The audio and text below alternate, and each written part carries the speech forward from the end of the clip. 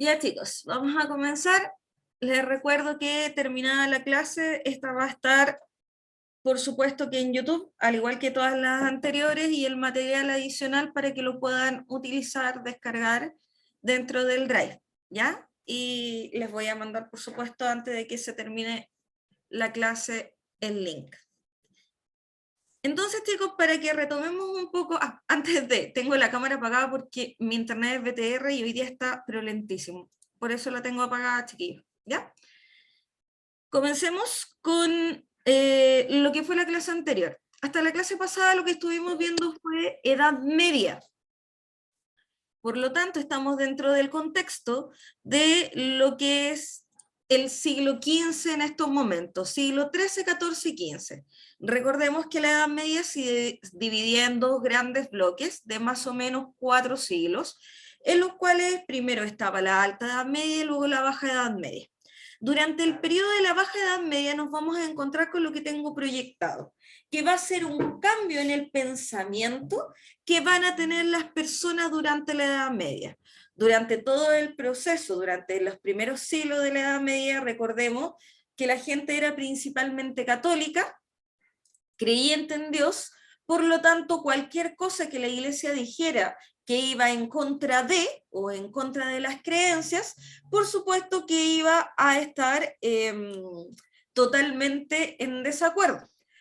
Era penada, por ejemplo, la alquimia, era considerada brujería, de aquí aparece la Santa Inquisición y otros aparatos de la iglesia que van a ir en contra de los avances científicos, que eran todos considerados una especie de herejía, ¿ya? Entonces, cuando hablamos de la época del Renacimiento, nos estamos refiriendo principalmente a la época conocida como Edad Media o Alta Edad Media.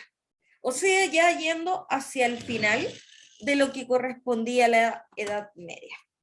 Entonces, importante saber que dentro de este proceso nos vamos a encontrar con dos grandes cosas. Primero, lo que es el pensamiento del Renacimiento, llamado así porque se va a tomar todos los avances de la antigüedad, por eso se habla del renacer humano, y de todos los avances de la revolución científica.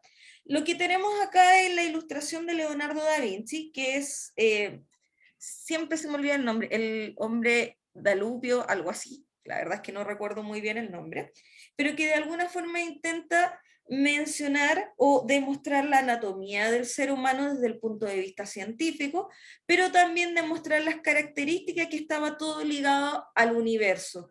Por lo tanto, el ser humano tenía que ser parte del centro del universo y básicamente era la estructura de todo el universo. Por eso es que acá vemos al hombre en el centro, con los brazos extendidos, las piernas extendidas y levantadas dentro de un círculo y dentro de un cuadrado, porque da de alguna forma a entender que el hombre es la perfección.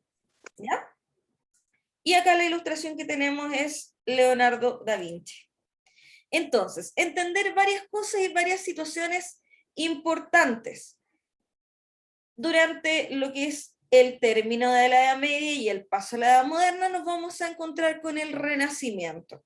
¿Qué es el Renacimiento? Un movimiento cultural que parte en Italia, en la Europa del siglo XIV, y que se va a expandir por toda Europa durante el siglo XV, debido a la convulsión y a las turbulencias, a la renovación, a esto que tiene que ver con el cambio de pensamiento de que Dios ya no es el centro del universo, sino que ahora va a ser el ser humano. Nos vamos a encontrar con la vuelta a lo clásico, por eso hablamos de renacer. Tomar toda la esencia filosófica de la antigua Grecia y de la antigua Roma y llevarla de ahora en adelante como el vínculo a lo que va a ser el conocimiento humano. A partir de eso nos vamos a encontrar también con la revolución de la filosofía o la revolución filosófica, que está derechamente enfocada a lo que es el humanismo. Poner al hombre en el centro del universo. Se van a replantear los poderes políticos, vamos a ver que los antiguos feudos van a tomar tal importancia que de ahora en adelante van a pasar a ser las monarquías, y por supuesto que más adelante los reinados y mucho más adelante los imperios. Aparte nos vamos a encontrar con la revolución científica y la renovación religiosa. Me detengo acá, porque la revolución científica la voy a explicar un poco más adelante. ¿Por qué hablamos de revolución religiosa? Porque partiendo del siglo XV nos vamos a encontrar con un hombre llamado Martín Lutero, que era un obispo de la Iglesia Católica, y Martín Lutero lo que va a hacer es tomar la Biblia, tomar las leyes del catolicismo, separar 95 situaciones que él consideraba que eran abusivas de parte de la Iglesia, como la venta de los certificados de santidad, y lo que va a hacer es un cisma. ¿Qué es un cisma? Es una división. Va a romper la Iglesia Católica y se va a ver dividida en lo que es la Iglesia Católica, la Iglesia Luterana, la Iglesia Calvinista. Esto justamente a partir de esta iluminación de Martín Lutero. Otra cosa muy importante que se da al final de la Edad Media tiene que ver con la navegación, que es lo que tenemos acá. Recordemos que a partir de este momento el hombre que vivía del Renacimiento va a comenzar a explorar, va a dejar este pensamiento de que al final del horizonte, al final del mar, se va a encontrar con unos monstruos que se lo van a comer y que el barco va a caer por la orilla del horizonte. Esto cambia, pensando de alguna forma de que la Tierra es redonda, por lo tanto, va a poder el ser humano llegar al otro lado del mundo. ¿Y esto por qué? Porque estaba buscando nuevas rutas comerciales. ¿Por qué se habían cortado las rutas comerciales desde el Asia? Por lo tanto, para países como España y Portugal, que dependían de esta ruta comercial, va a ser necesario abrir nuevas rutas comerciales. Y un poquito vencer el temor de lo que correspondía principalmente a este temor del ser humano de morir en el horizonte. Y aquí nos encontramos con algunas imágenes de lo que va a ser el Renacimiento. Importante y muy conocida, la Gioconda, o también conocida como la Mona Lisa. Yo creo que esta tiene que ser la pintura más conocida, más relevante de Leonardo da Vinci. ¿Y por qué? Porque aparte de haber sido una obra que hasta el día de hoy se mantiene, ha sido utilizada por una cantidad de memes en Facebook increíble. Por lo tanto, es una de las pinturas más conocidas. Por otro lado, vamos a tener la arquitectura monumental, principalmente con estas características. Vamos a tener que la gran mayoría de los artistas, a través de la pintura, a través de la escultura, van a lograr grandes acabados y tan detallistas como la imagen que tenemos acá enfrente. Consideremos que no existían las impresoras, no existían las imágenes pregrabadas, esto se hacía a pulso, con cincel, con martillo, se hacía a pincelada, a distintos colores. Por lo tanto, todo lo que está aquí está hecho básicamente con las manos de los seres humanos, para que dejemos de pensar que el hombre antiguo era imbécil en realidad. Muchas personas lo piensan y tal vez algunos, pero no todos. Me voy a saltar esta parte, no, esta parte es importante, esta de acá, que era lo que les mencionaba con anterioridad. La antigua versión era la teocéntrica, que es el teocentrismo, Dios situado en el centro del universo, la Tierra situada en el centro del universo, por lo tanto todo lo que giraba alrededor estaba estrechamente ligado a que el Sol giraba en torno a la Tierra, el resto de los planetas giraban en torno a la Tierra. Vamos a pasar de este modelo teocentrista a un modelo antropocentrista, donde la plena razón, donde el conocimiento pleno va a situar al ser humano en el centro del universo, como también astronómicamente, no astrológicamente, astronómicamente, va a situar al Sol en el centro de nuestra galaxia y va a comenzar a girar la Tierra en torno al Sol. Por lo tanto, es un cambio completo con respecto al modelo tanto religioso como de ciencia que se tenía en ese entonces. ¿Ya? Recuerden que si tienen alguna duda la pueden ir dejando en el chat. Ahora, importante de la ideología renacentista son los 5 puntos que tenemos en la parte de arriba. Y estos puntos están ligados a lo siguiente. Primero, la aparición del orgullo o del espíritu de la independencia. El ser humano ya no está bajo la vista de Dios, por lo tanto, desde ahora en adelante, lo que tiene que hacer el ser humano es sentirse libre y espiritualmente independiente. Otro lado que tenemos tiene que ver con las facultades humanas, con llevar a cabo que el hombre es el centro de la razón, por lo tanto es el hombre el que de alguna forma tiene que sentirse con su espíritu. Luego tenemos la valoración de la vida terrenal por encima de la sobrenatural. Recordemos que la Iglesia Católica vendía los certificados de santidad, básicamente porque los seres humanos, que eran esencialmente religiosos, lo que querían era vivir una vida eterna en el paraíso. Por lo tanto, se comienzan a vender estos certificados de santidad que la iglesia emitía, y con esto tú cuando morías te ibas al cielo. Bueno, se valoraba mucho la vida post-vida, el más allá. Por lo tanto, de ahora en adelante se va a comenzar a valorar más la vida plena, o sea, la vida que estamos viviendo nosotros hoy en día, por sobre la vida después de la muerte. Aparte, todo esto viene ligado a lo que es el afán del conocimiento científico, del preguntar, esa primera pregunta que todos tenemos: ¿cuántos de sus hijos no se la han hecho? Papá, mamá, abuela, abuelo, ¿por qué? Esa preguntita, que tal vez es súper básica, está muy bien reflejada en el conocimiento científico. ¿Por qué hay día? ¿Por qué hay noche? ¿Por qué sopla el viento? ¿Por qué el agua se mueve? ¿Por qué si cuando nos metemos al agua nos ahogamos? ¿Por qué no respiramos debajo del agua? Por lo tanto, esa pregunta, el por qué, va a estar estrechamente ligado a lo que es el afán de conocimiento científico. Además de eso, nos vamos a encontrar que el renacentista, el hombre renacentista, va a valorar la naturaleza y el arte por sobre muchas cosas, por sobre la política, por sobre la organización. Por lo tanto, los mejores reflejos que tenemos son las pinturas que están acá puestas en pantalla y otras tantos exponentes de la época.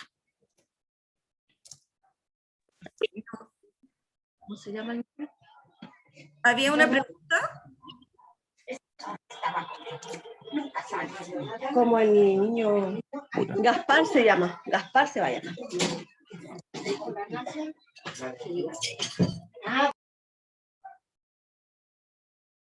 No lo entendí, pero bueno, no importa, continuamos.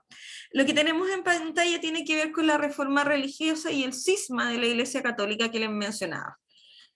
La Iglesia Católica durante toda la Edad Media y partiendo la Edad Moderna había sido representante de toda Europa, había sido la religión central.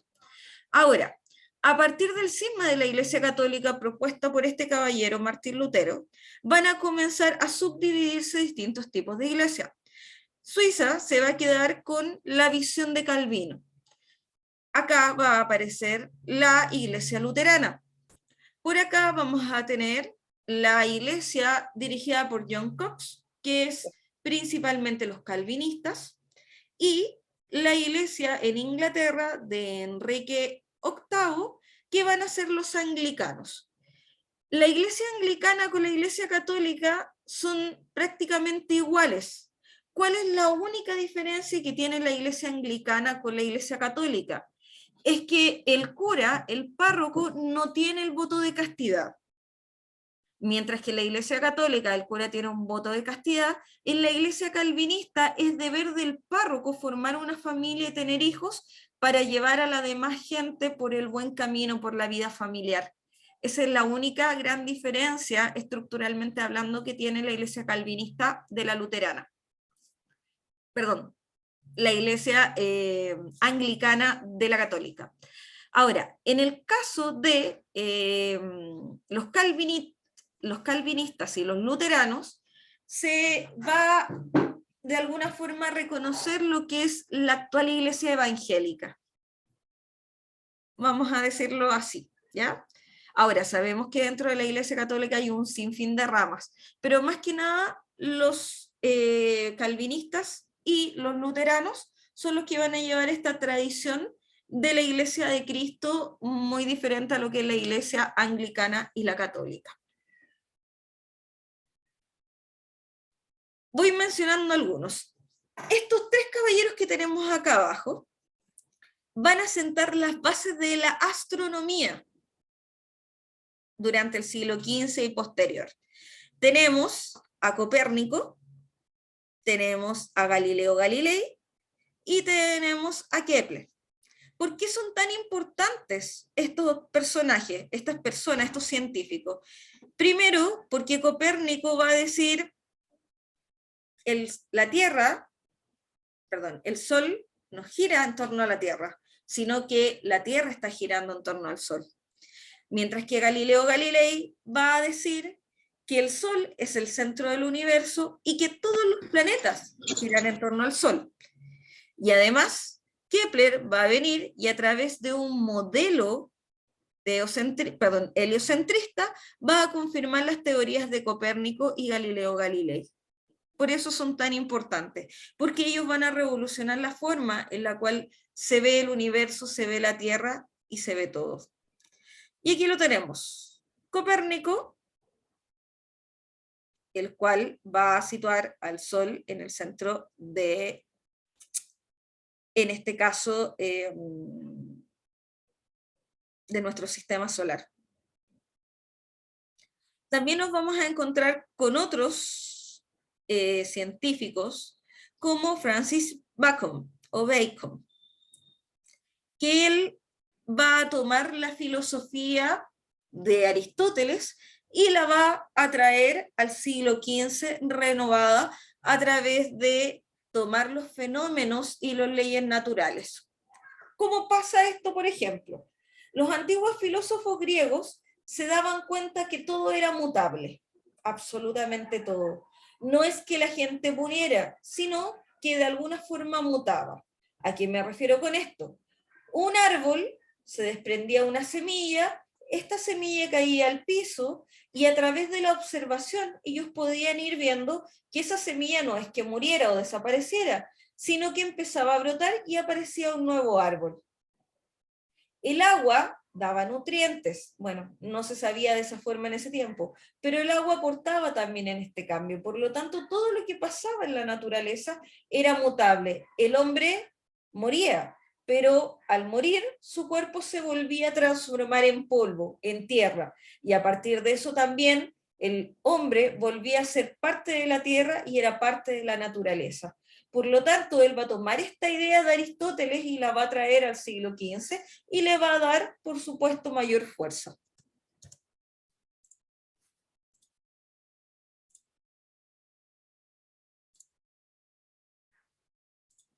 Sigo avanzando porque en realidad nada de esto aparece en la prueba, o sea, aparecen situaciones específicas que tienen que ver con los grandes científicos, pero no aparece específicamente todo lo que está acá. De todas maneras, les recuerdo que este material va a estar disponible para que ustedes lo puedan revisar. Si tienen algún dato adicional o si quieren saber algo más, lo van a poder encontrar. Denme un segundo, voy a la siguiente presentación, porque es importante que veamos por lo menos hoy día el inicio de lo que es esta materia. Denme un segundo, estoy abriendo. Y nos vamos al inicio de lo que es la edad. Uy, se me perdió. Denme un momento, chiquillos, se me perdió el PPT. Quiero que veamos lo que es el inicio de nuestra edad moderna. Ya, no me voy a detener en las canciones, pero ustedes las van a poder ver, por supuesto, cuando descarguen el PPT. Todas estas canciones son canciones modernas, pero que están estrechamente ligadas a situaciones que pasaron en el siglo XV. Por ejemplo, la canción Carabelas, de Ricardo Arjona, de su disco Galería Caribe, describe lo que es el momento de la llegada de los españoles hasta tomar las tierras y luego posteriormente dominar a todo el continente nuevo que era América. Venas Abiertas de América, que es de los fabulosos Cadillac, también toma un poco lo que es esta idea del saqueo que tiene Latinoamérica a través de los españoles.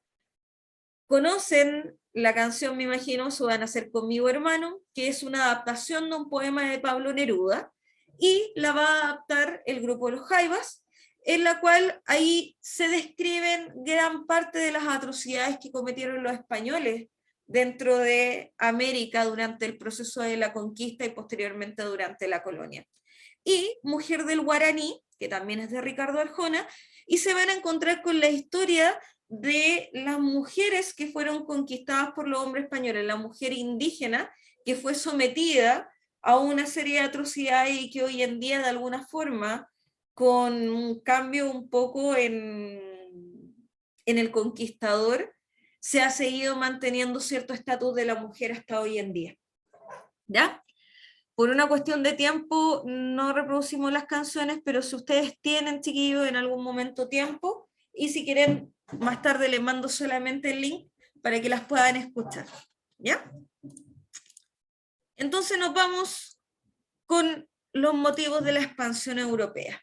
Llegado el siglo XV y con toda esta revolución del pensamiento, del Renacimiento, la Europa expansionista, la Europa que venía saliendo de la época medieval, va a necesitar expandirse por motivos económicos. Nuevas rutas comerciales, ya lo había mencionado. Y estas rutas comerciales van a estar ligadas a que había un comercio abierto desde India, desde China. Pero cuando viene la caída de Constantinopla, o también conocida como el Imperio Romano de Oriente, en el 1453, el Imperio Turco o el Imperio Otomano va a cortar las rutas comerciales. Y esto va a llevar a que el hombre renacentista, que de alguna forma pensaba y quería llegar a nuevos horizontes, comience a pensar en abrir nuevas rutas comerciales. Por lo tanto, aquí tenemos uno de los motivos de la expansión de la Europa de esos momentos. Otra cosa muy importante tenía que ver con temas políticos religiosos. ¿Por qué? Porque no era llegar solamente y encontrar nuevos territorios, sino que recordemos que la Europa de estos momentos tenía una lucha en contra de los moros, o en contra de los otomanos, o en contra del mundo árabe islámico. Por lo tanto, uno de sus grandes deberes como imperios, no solamente el español, sino que otros imperios como el portugués y el inglés, se dedicaban a evangelizar a aquellos que no profesaban la religión de Dios, en este caso la católica, anglicana o luterana, ¿ya? Por lo tanto, iban a llevar esta doctrina cristiana a donde fueran. Y justo en esta situación se van a encontrar específicamente con la llegada de Cristóbal Colón a América. ¿Por qué? Y así va la historia, chiquillos. Primero, saber que Cristóbal Colón no es español. Cristóbal Colón originalmente su nacionalidad era portuguesa. De hecho, su nombre original es Cristóforos Columbus. Luego de que el rey de Portugal lo mandara a freír monos al África, él tomó sus cosas y a través de un conocido de la reina, de Isabel la Católica, va a llegar hasta ella y le va a indicar de que la Tierra es redonda, por lo tanto, él puede encontrar una nueva ruta que beneficie a España en lo que son las rutas comerciales o lo que es el comercio.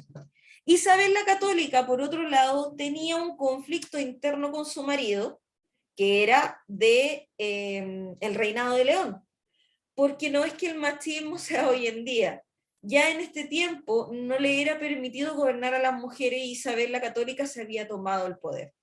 Y se suponía que su marido iba de alguna forma a unificar cuando se casara con ella. Pero cuando se casa, Isabel dice, no, tú sigues gobernando sobre León y yo voy a seguir gobernando sobre Castilla. Y aquí se unifica, la verdad, España. Entonces Isabel vende sus joyas, vende las joyas de la corona, y le entrega el dinero a Cristóbal Colón, y este va a emprender un viaje en 3 carabelas, la Pinta, la Niña y la Santa María.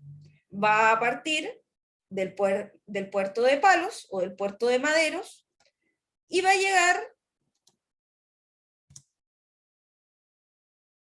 el 12 de octubre de 1492 al archipiélago de las Bahamas, o también conocido lo que es hoy parte de Centroamérica, muy cercano a Cuba. Un dato muy importante, chiquillos, es que Cristóbal Colón jamás de los jamases se enteró que él llegó a un continente nuevo o que descubrió nuevos territorios. Él juraba a pies juntillas que había llegado a la India. Él se va a morir pensando que llegó a la India. Y es por eso que va a bautizar a los habitantes de estos sectores como el territorio de indios, porque pensaba que había llegado a la India. Ahora, cuando estos reyes se dan cuenta de que no habían llegado a la India estos varios años después de la muerte de Cristóbal Colón, se dan cuenta que no habían llegado a la India, sino que a un nuevo espacio territorial, aparece lo que es el Tratado de Tordesillas y la Bula Intercaetera. ¿Qué es el tratado? El Tratado de Tordesillas tiene que ver con un límite, debido a que España y otros pueblos, otros imperios, se estaban repartiendo el nuevo continente. España indicaba que habían sido ellos los primeros en llegar, por lo tanto tenían que tener la mayor cantidad del territorio. Mientras que Portugal, por supuesto, que también reclamaba. Por lo tanto, el primer tratado, que es el Tratado de Tordesillas, se va a establecer en 1494. Y este va a situar, perdón, al revés, primero está la Bula Intercaetera, que es el Papa que va a fijar los límites entre España y Portugal. Aquí está la Bula Intercaetera. Este espacio para Portugal, todo este espacio para España. Y luego va a venir lo que es el Tratado de Tordesillas, el que va a fijar en esta línea roja el espacio para Portugal y el resto para España. Ahora, algo súper importante, chiquillos, también es que nosotros generalmente vemos la historia de la conquista española hasta aquí, territorialmente hablando. Para nosotros viene a aparecer la situación de Estados Unidos y las colonias norteamericanas recién a finales de la Edad Moderna, ¿ya? Así que técnicamente nosotros por ahora vamos a ver todo lo que pasó de aquí hacia el Cono Sur. Entonces, entender primero que el proceso de la conquista tiene que ver con algo llamado las capitulaciones. Las capitulaciones eran permisos que otorgaba el rey a personas que quisieran conquistar nuevos territorios. Pero ojo, que esto tenía su trampita, sus letras chicas. ¿Y a qué me refiero con esto? La empresa era privada. Era como que yo soy la reina de España y la señora Rosa o la señora Paola quieren de alguna forma conquistar los nuevos territorios. Por lo tanto vienen, me piden permiso, yo le otorgo la capitulación, pero usted se tiene que pagar toda la empresa para poder llegar allá. Por lo tanto, no había ninguna forma en que la corona pudiera de alguna forma financiar estos viajes. Pero había otra salvedad. Yo le otorgo el permiso, pero todo lo que usted conquiste me tiene que dar una parte y aparte yo sigo siendo el dueño del territorio. Por lo tanto, estas empresas privadas, yo otorgaba, o en este caso el rey de España otorgaba que fueran a conquistar, pero siempre en nombre del rey y de Dios. Recordemos que también está muy ligado a lo que es la evangelización. Por eso yo lo decía, no solamente usted va a ir a conquistar los terrenos en nombre del rey, sino que también tiene que evangelizar a todos aquellos que sean infieles y llevarlos a la religión, en este caso la religión católica, porque eran conquistados por los reyes católicos de España. Así que era muy importante que todos aquellos que estuvieran bajo el dominio español fueran convertidos al catolicismo. Ahora, ¿qué fue lo que pasó? Al llegar al Imperio Azteca, se dieron cuenta de que, y esto estoy hablando de los españoles principalmente, chiquillos, se dieron cuenta de que el Imperio Azteca estaba tremendamente lleno de oro. El oro en la América precolombina representaba a Dios, por lo tanto, la mayoría de los artefactos estaban hechos en oro. Ahora, el significado para el indígena era que el oro era Dios. El significado para el español era que el oro era plata. Por lo tanto, cuando se dan cuenta que todos estos imperios tienen muchísimo oro y que la mayoría de las cosas están hechas en oro, se va a convertir en un proceso, como bien lo dice aquí, de descubrimiento, pero también un proceso traumático, de conquista militar. Porque ya no era solamente abrir rutas comerciales ni tener ciertos bienes que no tenían los europeos, sino que de ahora en adelante esto se va a convertir en una matanza. Se van a comenzar a extinguir o a eliminar los pueblos originarios. Porque esto no solamente pasó en Chile con los mapuches, con los selvan, con los onas, también pasó en México con los olmecas, con los zapotecas, con los aztecas, y va a pasar en el Perú con los incas, va a pasar en Chile con los diaguitas, va a pasar con todas las culturas que existían en esos momentos, todas las culturas que estuvieron antes de Colón. Por eso se habla de culturas precolombinas, culturas precolón, culturas antes de Colón. Nos vamos a la conquista de México. En el caso de México nos vamos a encontrar con que la conquista fue llevada a cabo por Hernán de Cortés y parte en 1519. Va a partir por México. México era la ciudad central de, en este caso, los aztecas. Había una leyenda, que era la leyenda de Quetzalcóatl. Se supone, y esto es contado por tradición oral, que meses antes de la llegada de los españoles, un grupo de sacerdotes le habían indicado al azteca, en este caso al rey del imperio, que iba a volver la serpiente emplumada que era Quetzalcóatl, que es el panteón, el dios principal del panteón de dioses azteca. Entonces, ¿qué era lo que pasaba? Que estos hombres, al llegar, Colón y Hernán de Cortés principalmente al Imperio Azteca, van a ser confundidos con los dioses, van a ser confundidos con Quetzalcóatl. Por lo tanto, los aztecas, a diferencia de lo que pasó en el incanato, no van a oponer resistencia y se van a dejar dominar por este dios Quetzalcóatl, que al final va a terminar siendo básicamente Hernán de Cortés, que era un soldado español. Acá lo tenemos en retrato. Y acá tenemos la imagen de lo que es Quetzalcóatl. ¿Ya? Ahora, en ese momento estaba como emperador el señor Moctezuma, que era el azteca, en este caso el rey del imperio. Luego que los aztecas se dan cuenta de que este no es el dios que esperaban, va a haber un hito particular que se llama la Noche Triste, y que tiene que ver con que va a ser el momento en que se va a comenzar a destruir el imperio azteca, debido a que ingresa Hernán de Cortés con todas sus tropas y empieza a dominar todo este sector y a desintegrar su sistema político administrativo. Luego vamos a tener, lamentablemente, el mismo destino a través de Francisco Pizarro, que va a comenzar un proceso de sumisión del Inca. Había en esos momentos un problema político entre los hijos de Atahualpa, que era el Inca del momento. Entonces, cuando llega Francisco de Pizarro a conquistar el incanato, había un conflicto entre hermanos.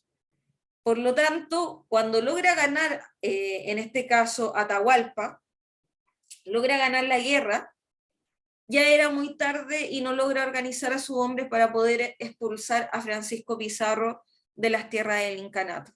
Y aquí comienza la destrucción de lo que es el sistema político administrativo también del incanato, llamado reciprocitario redistributivo.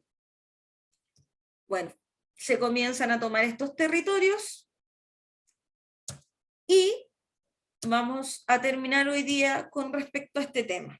Antes de la llegada de Pedro de Valdivia, nos vamos a encontrar con este caballero que tenemos acá, que es don Diego de Almagro. Diego de Almagro era un ex militar, bueno, un militar que quería fortuna. Por lo tanto, ahí asusado un poco por algunos personajes de el imperio de, en este caso, perdón, no el imperio, sino que era la cultura diaguita, le habían dicho que acá en el Valle Central, en Santiago de lo que sería hoy en día, existía mucho oro y riquezas. Entonces, él motivado por esta situación, va a viajar. Primero va a viajar por la cordillera, matando prácticamente a todos sus hombres y anaconas, esclavos del incanato. Y luego, cuando se da cuenta de que aquí solamente habían indios hostiles, que eran los mapuches, se va a devolver por pleno desierto. Por lo tanto, al llegar acá a Chile no encuentra ni fortuna ni fama. Y posteriormente nos vamos a encontrar con Pedro de Valdivia, que sí va a venir a Chile no buscando poder y riqueza, sino que buscando reconocimiento.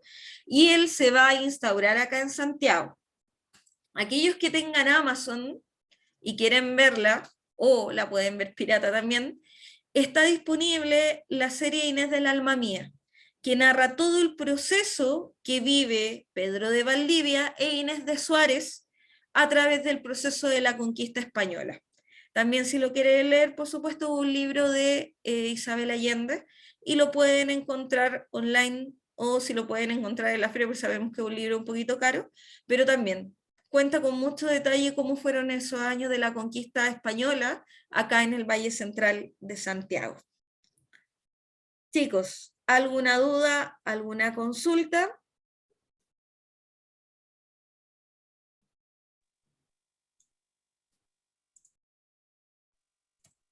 ¿Ninguna? Nada, profe. Perfecto. Denme 30 segundos, les voy a enviar nuevamente el link del Drive para que puedan descargar el material, y el de YouTube, que le voy a hacer una modificación para que aparezcan todas las clases, va a estar disponible en un ratito más y se los voy a mandar a través del chat de WhatsApp, a través de Carolina, ¿ya? Recuerden que ahí también pueden encontrar las guías y el material que pueden utilizar de reforzamiento para la prueba. Eso, chicos, por el día de hoy. Cualquier duda o consulta que tengan, por supuesto que pueden hacerlo a través del correo. ¿Ya?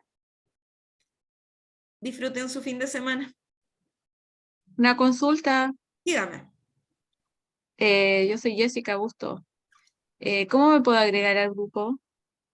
Yo no veo esa parte, cariño. Sus compañeros tienen acceso porque yo no estoy en el grupo de WhatsApp, cariño.